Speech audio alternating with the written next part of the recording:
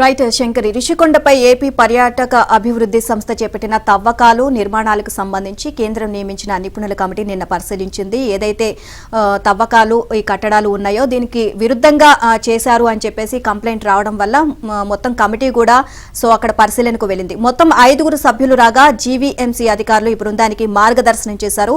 ఉదయం 11:30 గంటల నుంచి మధ్యాహ్నం 2:30 గంటల వరకు కమిటీ రిషికొండపైనే ఉంది. భోజన విరామ అనంతరం మళ్లీ 3:15 నిమిషాల నుంచి సాయంత్రం 6:15 వరకు పర్యటన చేసింది.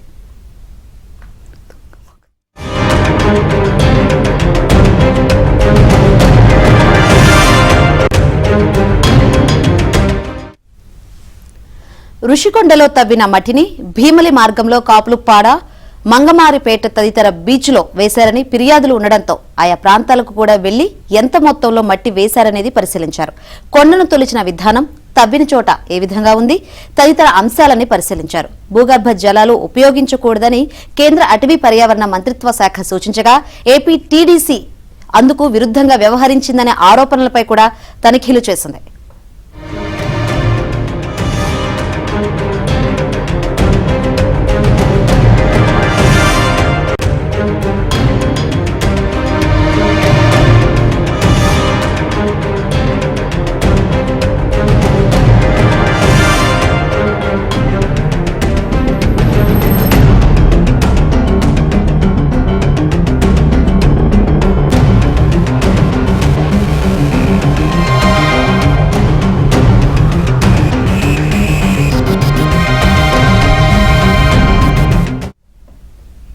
రిషికొండలో తవ్విన మట్టిని భీమిలి మార్గంలో కాపులుప్పాడ, మంగమారిపేట తదితర బీచ్లో వేశారు అని ఫిర్యాదులు ఉండడంతో ఆయా ప్రాంతాలకు కూడా వెళ్లి ఎంత మొత్తంలో మట్టి వేశారు అనేది పరిశీలించారు.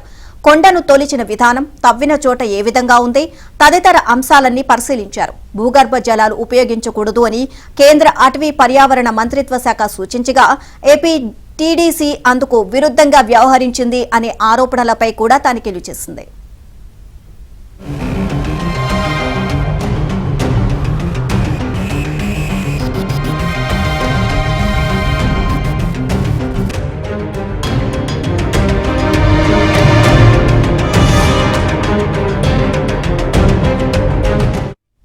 రైట్, మరిన్ని వివరాలు మా ప్రతినిధి నాయుడుని అడిగి తెలుసుకుందాం.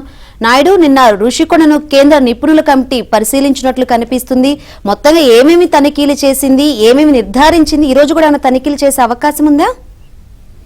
నిన్న రుషికొండకి ఆల్రెడీ అయితే కేంద్ర కమిటీ రావడం జరిగింది. కేంద్ర కమిటీలో ఉన్నటువంటి 5 సభ్యులు, ఎవరైతే గౌరప్పన్న ఆధ్వర్యంలో ఉన్నటువంటి 5 సభ్యులు రావడం జరిగింది. 5 సభ్యుల్లో కూడా ప్రధానంగా వీళ్ళంతా కూడా వివిధ రంగాల్లో ఎక్స్పర్ట్స్ ని ప్రధానంగా నియమించింది. ఏదైతే పర్యావరణానికి సంబంధించినంత వరకు క్లైమేట్ చేంజ్ లో ఏదైనా అసెస్మెంట్స్ చేస్తాయి, అసెస్మెంట్స్ లో ఎలాంటి డ్యామేజ్ జరిగితే వాటికి కాంపెన్సేషన్ ఏం చేయాలి, వీళ్ళు రియల్ గా కాంపెన్సేషన్ కావచ్చు, అక్కడ నిర్మాణాలు చేసినప్పుడు తీసుకున్న అనుమతులు ఏంటి, అనుమతులు తగ్గట్టే కట్టారా, ఒకవేళ వాళ్ళు అక్కడ తవ్విన దాన్ని బట్టి ఏమాత్రం డ్యామేజ్ జరిగింది, ఆ డ్యామేజ్ జరగడానికి గల కారణాలు, లేకపోతే వీటన్నిటిపైన కూడా విశ్లేషకుడు ఎవరైతే చైర్మన్ గా ఉన్నారో ఆల్రెడీ సెంట్రల్ కు సంబంధించి ఎన్విరాన్మెంటల్ డ్యామేజెస్ ఏవైనా జరిగితే వాటికి ఏ స్థాయిలో కాంపెన్సేషన్ ఇవ్వాలి, ఏ స్థాయిలో పునర్నిర్మాణం చేయాలనేది పూర్తి అవగాహన ఉన్నటువంటి వ్యక్తిని నిన్న పంపించడం జరిగింది. ఆయనతో పాటు సెంట్రల్ పబ్లిక్ వర్క్స్ డిపార్ట్మెంట్ నుంచి కూడా ఒకరిని పంపించడం జరిగింది. అలాగే సెంట్రల్ పొల్యూషన్ బోర్డు నుంచి కూడా ఒకరిని వేయడం జరిగింది. అలా